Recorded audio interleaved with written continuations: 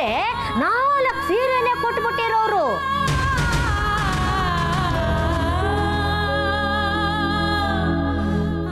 ಅಂತದ್ರಾಗೆ ಉಂಡು ಮನೆಗೆ ಹಿಂಗೇನೆ ದ್ರೋಹ ಮಾಡೋದು?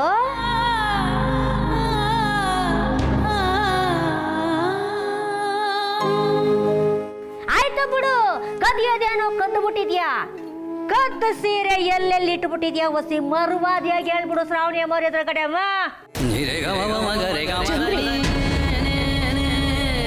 ನೀನ್ ಯಾಕೆ ಮಧ್ಯ ಬಾಯಿ ಹಾಕ್ತಿದ್ಯಾ? ಸ್ವಲ್ಪ ತೆಪ್ಪಗಿರಕ್ಕಾಗಲ್ವಾ? ಆಯ್ತು ಬಿಡಿ ಅಮ್ಮವ್ರೆ, ಮಾಡ್ದವ್ರ ಪಾಪ ಹಾಡ್ದವ್ರ ಬಾಯ್ಲಿ ಅಂತ ನನಗೆ ಹಾಕ್ಬೇಕು ಇದೆಲ್ಲ. ಶ್ರಾವಣಿ ಅಮ್ಮವ್ರೆ, ಈ ಕಳ್ಳಿನ ನೀವೇ ಒಸಿ ವಿಚಾರಿಸ್ಕೊಳ್ಳಿ.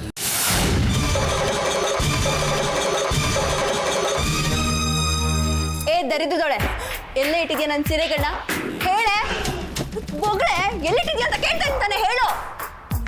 ಹೇಳಿದ್ರೆ ಗೊತ್ತಾಗಲ್ಲ, ನಿಮ್ಮಂತವ್ರನ್ನ ತಲೆ ಮೇಲೆ ಕೂರ್ಸ್ಕೊಂಡು.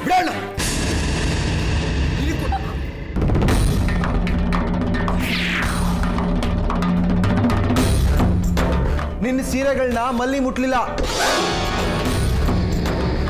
ಅದನ್ನ ಬಿಸಾಕಿದ್ದು ನಾನು.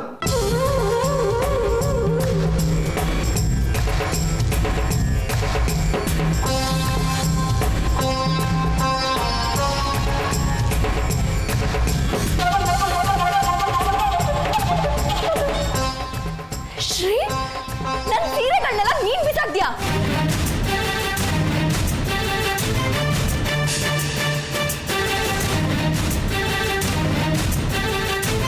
ಚಿಕ್ಕಮ್ಮವ್ರೆ,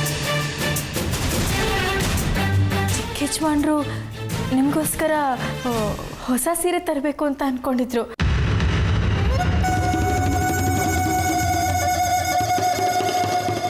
ಅದಕ್ಕೆ ನಿಮ್ಮ ಹಳೆ ಸೀರೆನೆಲ್ಲ ತೆಗೆದು ಹಾಕಿದ್ರು.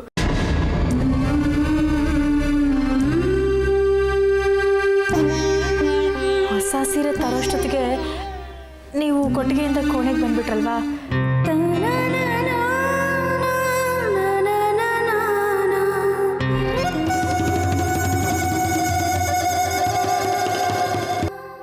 ಅದಕ್ಕೆ ತರಕ್ಕ. ಅಯ್ಯೋ, ಹೌದಾ ಶ್ರೀ? ಶ್ರೀ, ನೀನು ಎಷ್ಟು ಒಳ್ಳೆಯವನು. ಏ ಮಲ್ಲಿ, ನೀನು ಯಾಕೆ ಇದನ್ನೆಲ್ಲ ಮೊದಲೇ ಹೇಳಲಿಲ್ಲ? ಸರಿ ಸರಿ, ನೀವೆಲ್ಲರೂ ಹೊರಡಿ, ನಾನು ರೆಸ್ಟ್ ತಗೋಬೇಕು. ಏನೇ ಇನ್ನೂ ನೋಡ್ಕೊಂಡು ನಿಂತಿದ್ಯಾ? ಹೇಳೋದು ಕೇಳಿಸ್ಲಿಲ್ವಾ? ನಿನ್ನ ದರಿದ್ರ ಬಟ್ಟೆಗಳನ್ನೆಲ್ಲ ಎತ್ಕೊಂಡು ಹೋಗು ಮೊದಲು.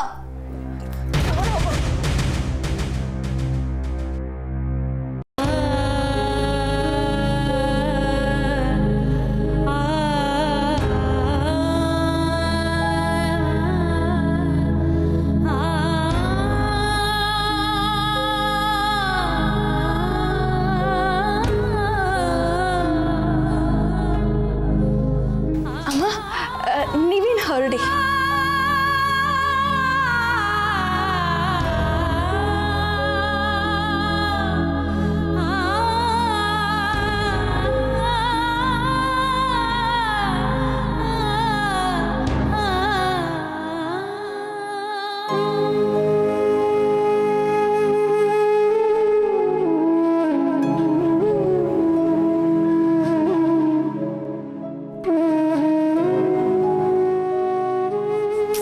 ಬೇಗ ಬೇಗ ತಗೋ.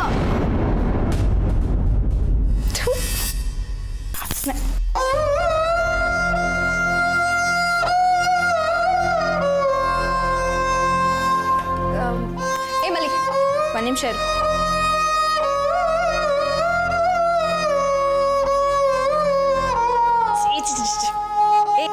ಇಟ್ಕೋ, ಇದೆ ಫೋಟೋನ ತಗೊಂಡು ಹೋಗು. ಅದಿಲ್ಲೇ ಇರ್ಲಿ, ಅದಿದ್ರೆ ನಿನ್ಗೇನು? ಅಯ್ಯ, ಇದು ಅವಳದೇವ್ರು, ಅವಳದೇವ್ರ ಫೋಟೋನ ಅವಳು ತಗೊಂಡು ಹೋಗ್ಲಿ ಬಿಡು. ನಾನು ಬೆಳ್ಳಿ ಕಟ್ ಹಾಕ್ಸಿರೋ ಹೊಸ ಫೋಟೋ ತಗೊಂಡ್ಬರ್ತೀನಿ. ಬೆಳ್ಳಿ ಕಟ್ ಹಾಕ್ಸಿರ ಮಾತ್ರ ದೇವ್ರಾ? ಚಿಕ್ಕಮ್ಮವ್ರು ಹೇಳ್ತಿರೋದು ಸರಿನೇ. ನನ್ನ ದೇವರು ನನ್ನ ಹತ್ರನೇ ಇರಲಿ.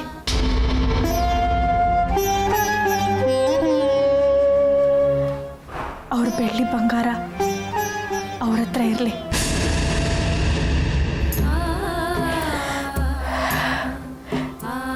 ನಾವು ಸುಮ್ಮನೆ ದೇವ್ರನ್ನ ಹುಡುಕ್ತಿರ್ತೀವಿ, ಆದರೆ ದೇವ್ರು ಯಾವಾಗಲೂ ನಮ್ಮ ಮನಸ್ಸಿನಲ್ಲೇ ಇರ್ತಾನೆ. ಕೆಲವ್ರಿಗದು ಗೊತ್ತಿರಲ್ಲ ಅಷ್ಟೆ. ಆಯ್ತಮ್ಮ ನಿನ್ ವೇದಾಂತ ಬಿಟ್ರೆ ಪುರಾಣನೇ ಓದ್ತೀಯ. ಮೊದ್ಲು ಇಲ್ಲಿಂದ ತೊಲ್ಗೆ. ಹೋಗು.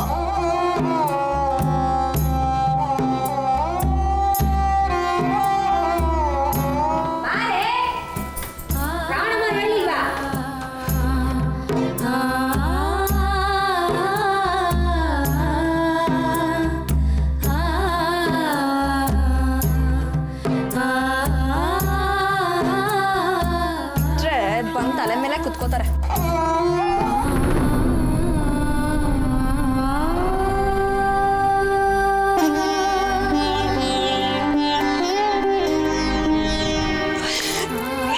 ಶ್ರೀ, ಇನ್ಮೇಲೆ ನಾವು ನಮ್ಮ ರೂಮಲ್ಲಿ ಆರಾಮಾಗಿರ್ಬೋದು. ನೀನೇನು ಯೋಚನೆ ಮಾಡಬೇಡ. ನಾನು ನಿನ್ಗೊಂದು ಕೋಣೆ ವ್ಯವಸ್ಥೆ ಮಾಡಿಕೊಡ್ತೀನಿ, ನೀನು ಅಲ್ಲಿ ಇರುವಂತೆ. ಪರವಾಗಿಲ್ಲ ಬಿಡಿ ಅಮ್ಮೋರೆ, ನಾ ಇಲ್ಲೇ ಎಲ್ಲೋ ಇರ್ತೀನಿ. ಇಲ್ಲೇ ಎಲ್ಲೋ ಇರ್ತೀನಿ ಅಂದರೆ ಹೆಂಗಮ್ಮ? ನೀನು ಒಬ್ಬ ಹೆಣ್ಮಗಳಲ್ವಾ ಅಮ್ಮೋರೆ? ನನ್ನ ಬಗ್ಗೆ ನೀವ್ಯಾಕೆ ಚಿಂತೆ ಮಾಡ್ತೀರಾ? ಹೋಗ್ಲಿ ಬಿಡು, ಇಷ್ಟೊಂದು ಭಾರ ನೀನು ಯಾಕೆ ಹೊರ್ತೀಯ? ನಾನು ಯಾರನ್ನಾರು ಕರೆಸ್ತೇನೆ ಇರು. ಇದೆಯಾ ಮಹಾಭಾರ ಬಿಡಿ, ನನ್ನ ಭಾರ ನಾನೇ ಹೊರಬೇಕಲ್ವಾ? ರಾಯರ್ ಒಳ್ಳೇದು ಮಾಡ್ತಾನೆ, ಹೋಗ್ಬಿಟ್ಟು ಹೋಗ.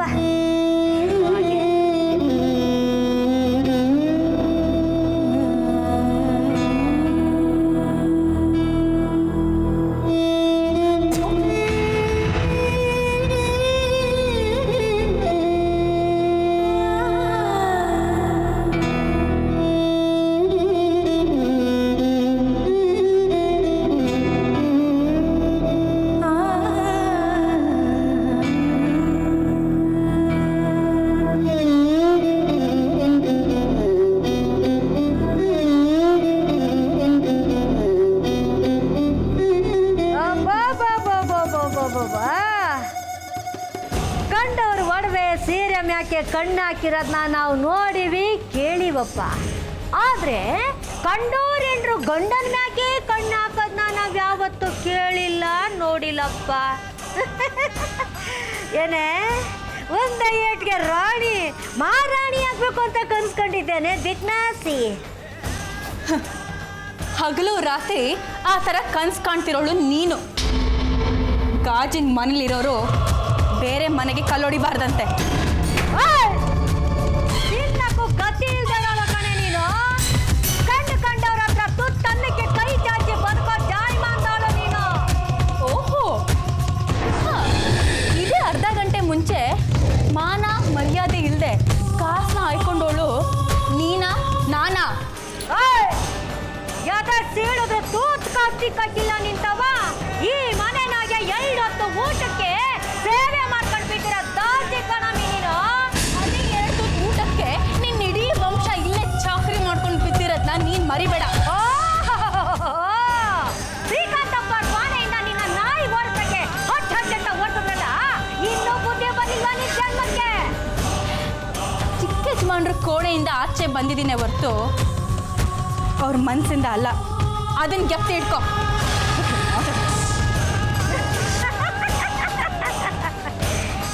ಜಟ್ಟಿ ಕೆಳಕ್ ಬಿದ್ರು ಮೀಸೆ ಮಂಡಾಗ್ಲಿಲ್ಲ ಅನ್ನೋ ಜಾತಿ ಇವಳ್ದು. ನೀನು ಆಚೆ ಬಂದಿದ್ದು ಆಯ್ತು, ಶ್ರೀಕಾಂತಪ್ಪ ಅವರು ಶ್ರಾವಣಿ ಅಮ್ಮ ಅವರು ಇಬ್ರು ಒಂದಾಗಿದ್ದು ಆಯ್ತು. ಅದೇನ್ ಕಿಸ್ಕಳೆ, ನಾನು ನೋಡೇ ಬಿಡ್ತೀನಿ.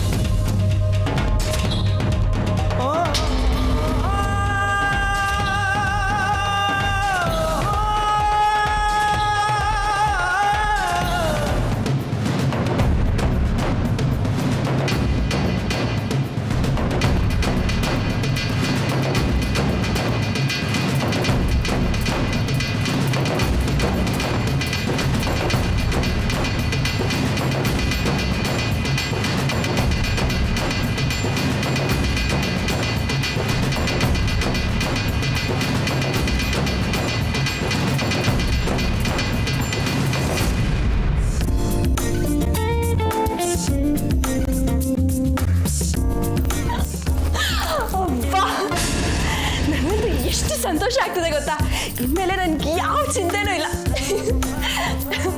ಶ್ರೀ, ನನ್ಗೆ ಎಷ್ಟು ಸಂತೋಷ ಆಗ್ತಿದೆ ಅಂದ್ರೆ ಆ ದರಿದ್ರ ಕೊಟ್ಟಿಗೆಯಿಂದ ಮತ್ತೆ ನನ್ನ ರೂಮಿಗೆ ಬಂದಲ್ಲ, ಅಪ್ಪ ನನಗೊಂದು ಸಖತ್ ಸಂತೋಷ ಆಗ್ತಿದೆ. ಈ ಬಳೆ ಒಡವೆಗಳನ್ನೆಲ್ಲ ನಾನು ಎಷ್ಟು ಮಿಸ್ ಮಾಡ್ಕೋತಿದ್ದೆ ಗೊತ್ತಾ. ಆ ದರಿದ್ರ ಕೊಟ್ಟಿಗೆಯಲ್ಲಿ ಸೊಳ್ಳೆ ಜಿರ್ಲೆಗಳ ಕಾಟ ನಿದ್ದೆನೇ ಬರ್ತಾ ಇರಲಿಲ್ಲ ಶ್ರೀ. ಈಗ ನೋಡು, ನನ್ನ ರೂಮಲ್ಲಿ ಒಂದು ಜಿರ್ಲೆ ಇಲ್ಲ, ಒಂದು ಸೊಳ್ಳೆ ಇಲ್ಲ, ಹಾಗೆ ನಿದ್ದೆ ಮಾಡ್ಬೋದಪ್ಪ. ಶ್ರೀ, ಈ ಸಲ ನೋಡು ಎಷ್ಟು ಚೆನ್ನಾಗಿದೆ ಅಲ್ಲ, ಅಪ್ಪ ತಂದು ಕೊಟ್ಟಿದ್ರು. ಇನ್ನೆಲ್ಲ ನೆಮ್ಮದಿಯಾಗಿ ಹಾಯಾಗಿ ನಿನ್ನ ಜೊತೆ ಇರ್ಬೋದು.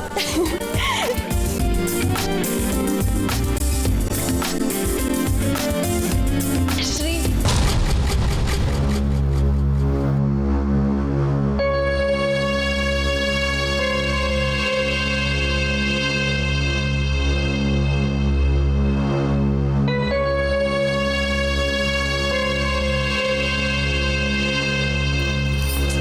ಶ್ರೀ, ಅಲ್ಲಿ ನಿಂತ್ಕೊಂಡು ಏನ್ ಮಾಡ್ತಿದ್ಯಾ?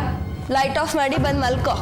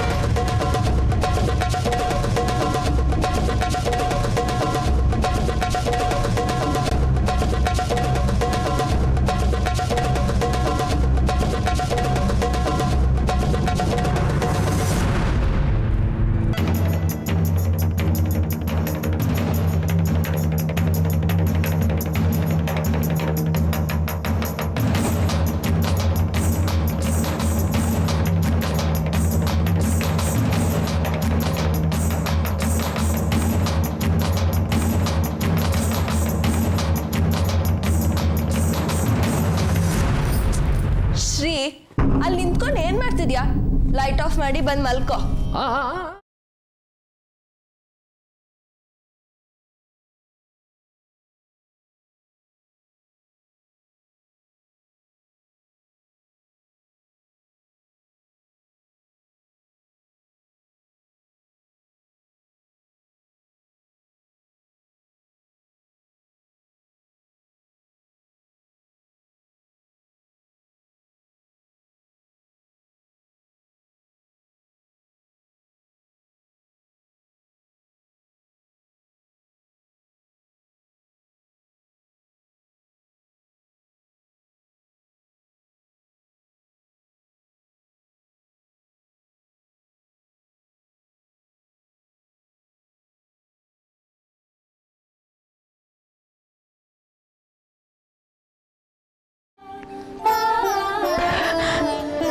ನೀವೇ ನನ್ನ ಜೀವ,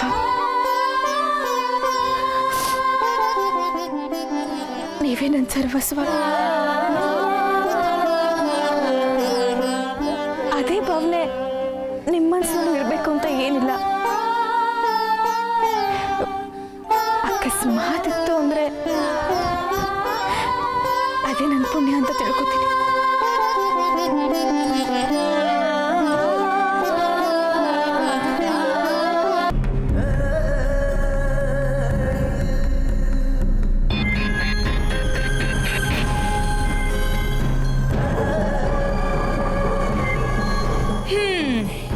ಸರಿಯಾಗಾಯ್ತು.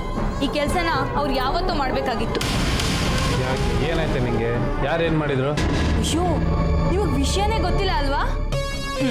ನೀವು ಅದು ಯಾವ ರಾಜಕಾರಿಗೆ ಹೋಗಿದ್ರೋ ಏನೋ, ಈಗ ಬರ್ತಾ ಇದ್ದೀರಾ ಬೆಳಗ್ಗೆ ಹೋದವರು. ಅದಕ್ಕೆ ಈ ಮನೇಲಿ ನಡೀತಿರೋದು ಯಾವುದೂ ನಿಮಗೆ ಗೊತ್ತಾಗ್ತಾ ಇಲ್ಲ. ನನಗೆ ಗೊತ್ತಿಲ್ಲದೆ ಇದ್ರೆ ಏನಂತೆ? ನಿನಗೆ ಗೊತ್ತಿದೆಯಲ್ಲ ಏನು ನಡೀತಾ ಹೇಳು? ರೀ, ಇವತ್ತು ಶ್ರಾವಣಿ ಅವ್ರ ತಂದೆ ಬಂದಿದ್ರು. ಬರಲಿ, ಅವ್ರು ಬಂದರೆ ನಮಗೇನಂತೆ? ನಿಮ್ಗಲ್ಲ, ನಿಮ್ಮಪ್ಪನಿಗೆ ಸರಿಯಾಗಾಯ್ತು ಮಂಗಳಾರತಿ.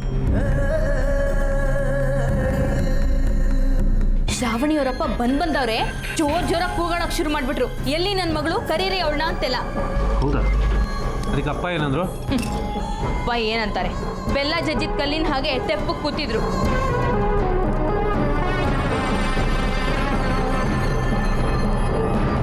ತಾತ ಆಮೇಲೆ ನಿಮ್ಮ ಮಗಳು ಈ ಮನೇಲಿ ವಾಸವಾಗಿಲ್ಲ, ಕೊಟ್ಕೇಳಿದ್ದಾಳೆ ಅಂತ ಇರೋ ಸತ್ಯನೆಲ್ಲ ಬಾಯಿ ಬಿಟ್ಬಿಟ್ರು. ಆಗ ಶ್ರಾವಣಿಯವರಪ್ಪ ತಾಂಡವ ನೃತ್ಯ ಆಡಕ್ ಶುರು ಮಾಡ್ಬಿಟ್ರು. ನಮ್ದು ರಾಜ್ ಮನೆತನ, ನನ್ನ ಮಗಳನ್ನ ಯುವರಾಣಿ ನೋಡ್ಕೊಂಡು ಹಂಗೆ ನೋಡ್ಕೊಂಡಿದ್ದೀನಿ, ಅಂಥವಳನ್ನ ದನದ ಕೊಟ್ಟಿಗೆಯಲ್ಲಿ ಇರಿಸಿದ್ದೀರಾ ಅಂತ ಸರಿಯಾಗಿ ಬೈದ್ರು. ಬಿಟ್ರೆ ನಾಳೆ ದಿನ ಲಾಯ ತೊಳೆಯೋಕ್ಕೂ ಹೇಳ್ತೀರಾ ಅಂತ ಚೆನ್ನಾಗಂದ್ರು. ಇಷ್ಟೆಲ್ಲ ಅಂದ್ರು ಅಪ್ಪ ಸುಮ್ಮನೆ ಇದ್ರಾ? ನಿಮ್ಮಪ್ಪ ಕೂಗಾಡಕ್ ನೋಡಿದ್ರು, ಆದ್ರೆ ಬೀಗ್ರದಕ್ಕೆ ಅವಕಾಶನೇ ಕೊಡ್ಲಿಲ್ಲ. ನನ್ನ ಮಗಳನ್ನ ಹೀಗೆ ನೋಡ್ಕೊಳ್ತಿದ್ದೀರಲ್ಲ, ಒಂದ್ ವೇಳೆ ಇದೇ ಪರಿಸ್ಥಿತಿ ನಿಮ್ಮ ಮಗಳಿಗೆ ಬಂದಿದ್ದಿದ್ರೆ ನೀವು ಸುಮ್ಮನಿರ್ತಿದ್ರಾ ಅಂತ ಕೇಳಿದ್ರು. ಅದಕ್ಕೆ ನಿಮ್ಮಪ್ಪ ಕರೆಂಟ್ ಹೊಡೆದು ಕಾಗೆ ತರ ಆಗ್ಬಿಟ್ರು. ಕಂಡವ್ರ ಹೆಣ್ಮಕ್ಳು ಅಂದ್ರೆ ಏನ್ ತಿಳ್ಕೊಂಡಿದ್ದಾರೆ ನಿಮ್ಮಪ್ಪ? ಜನ್ಮ ಕೊಟ್ಟ ಅಪ್ಪನೇ ಮಗನ ಹತ್ರಕ್ಕೆ ಇನ್ನೊಬ್ಳೆ ಹೆಣ್ಣ ಕಳಿಸ್ಬೋದಾ? ಇಂಥ ಅಪ್ಪನ ನಾನು ಎಲ್ಲೂ ನೋಡಿರ್ಲಿಲ್ಲ.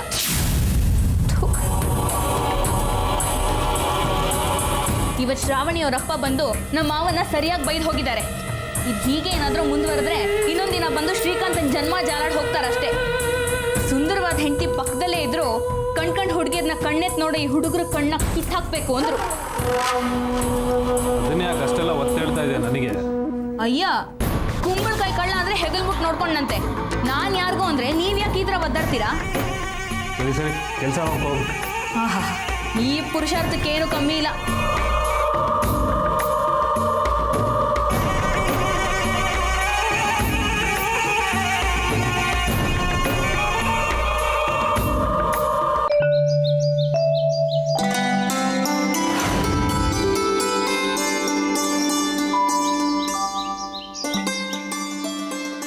ಚಿಕ್ಕಪ್ಪ ಕಾಫಿ.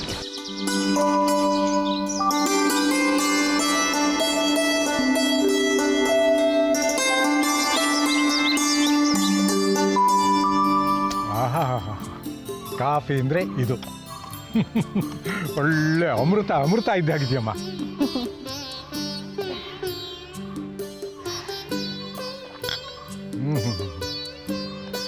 ಮೈಸೂರು ಪಾಕು ಅಷ್ಟೇ, ತುಂಬ ಚೆನ್ನಾಗಿ ಮಾಡ್ತೀಯ. ಆದರೆ ಏನು ಪ್ರಯೋಜನ? ಏನ್ ಚಿಕ್ಕಪ್ಪ ಭಾರಿ ಖುಷಿಲಿದ್ದೀರಾ? ಖುಷಿ ಅಲ್ಲದೆ ಮತ್ತಿನ್ನೇನಮ್ಮ, ಈ ಸರಿ ಫಸಲು ತುಂಬ ಚೆನ್ನಾಗಿ ಬಂದ್ಬಿಟ್ಟಿದೆ. ಈ ಸರಿ ಸಂಕ್ರಾಂತಿ ಹಬ್ಬನ ಒಳ್ಳೆ ವೈಭವದಿಂದ ಆಚರಿಸ್ಬಿಡೋಣ. ಆಮೇಲೆ ಈ ಖುಷಿ ಒಳಗೆ ನಿನಗೇನು ಒಡವೆ ಬೇಕೋ ಕೇಳು, ಮಾಡಿಸ್ಕೊಟ್ಬಿಡ್ತೀನಿ. ಬೇಡ ಚಿಕ್ಕಪ್ಪ, ನನಗೆ ಯಾವ ಒಡವೆನೂ ಬೇಡ. ಮಾಡಿಸೋ ಹಾಗಿದ್ರೆ ಗೌರಿಗೆ ಶ್ರಾವಣಿಗೆ ಏನು ಬೇಕೋ ಅದನ್ನು ಮಾಡಿಸ್ಕೊಡಿ. ಹಾಗೆ ಮಲ್ಲಿಗೂ ಒಂದು ಸರನೋ ಬಳೆನೋ ಮಾಡಿಸಿ. ಯಾವಾಗಲೂ ಬೋರ್ಡ್ ಕುತ್ತಿಗೆಲೇ ಇರ್ತಾಳೆ. ಅವ್ರಿಗೆಲ್ಲ ಮಾಡಿಸ್ಕೊಡೋಣಮ್ಮ. ನಿನಗೇನು ಬೇಕು ಕೇಳು, ಮಾಡಿಸ್ಕೊಡ್ತೀನಿ.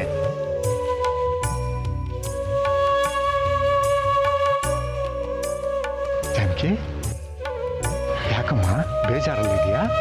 ಏನು ವಿಷಯ? ಚಿಕ್ಕಪ್ಪ, ಪ್ರತಿ ವರ್ಷ ಸಂಕ್ರಾಂತಿಗೆ ರೈತರೆಲ್ಲ ಹಬ್ಬದ ಆಚರಣೆಗೆ ನಮ್ಮ ಇಡೀ ಕುಟುಂಬನ ಕರೆಯಕ್ಕೆ ಬರೋರು. ಈ ವರ್ಷ ನೋಡಿ, ಯಾರು ನಮ್ಮನ್ನು ಕರೆಯಕ್ಕೆ ಬರಲೇ ಇಲ್ಲ. ಇದ್ರ ಬಗ್ಗೆ ಯಾಕಮ್ಮ ಚಿಂತೆ ಮಾಡ್ತೀಯಾ? ಇನ್ನೂ ಸಮಯ ಇದೆ, ಬರ್ತಾರೆ ಬಿಡು. ಇಲ್ಲ ಚಿಕ್ಕಪ್ಪ, ಈ ವರ್ಷ ನಮ್ಮನ್ನು ಕರೆಯೋದಿಲ್ಲ. ಬೇಕಾದ್ರೆ ಬರ್ಕೊಡ್ತೀನಿ ನೋಡಿ. ಅಲ್ಲಮ್ಮ, ನಿನಗೆ ಯಾಕೆ ಬಂತು ಈ ಅನುಮಾನ? ಚಿಕ್ಕಪ್ಪ, ಗಂಡು ಮಗು ಬೇಕು ಅಂತ ಒಂದು ಹುಡುಗಿನ ಮನೇಲಿ ತಂದಿಟ್ಕೊಂಡಿರೋದು ಇಡೀ ಹಳ್ಳಿಗಳಿಗೆಲ್ಲ ಗುಲ್ಲಾಗಿದೆ. ಎಲ್ಲರಿಗೂ ವಿಷಯ ಗೊತ್ತಾಗಿದೆ ಚಿಕ್ಕಪ್ಪ. ಬೆಕ್ಕು ಕಣ್ಣು ಮುಚ್ಕೊಂಡು ಹಾಲು ಕುಡಿತಂತೆ, ಹಂಗಾಯ್ತು ಇವ್ರ ಕತೆ. ಊರಲ್ಲೆಲ್ಲ ಏನೇನೋ ಮಾತಾಡ್ಕೋತಾರಂತೆ. ಮಾತಾಡ್ಕೊಳ್ದೆ ಬಿಡ್ತಾರಾ? ಚಿಕ್ಕಪ್ಪ, ನಿಜ ಹೇಳಬೇಕಂದ್ರೆ ನಮ್ಮ ಕುಟುಂಬದ ಬಗ್ಗೆ ಮುಂಚೆ ಇದ್ದಷ್ಟು ಗೌರವ ಈಗ ಉಳಿತಿಲ್ಲ.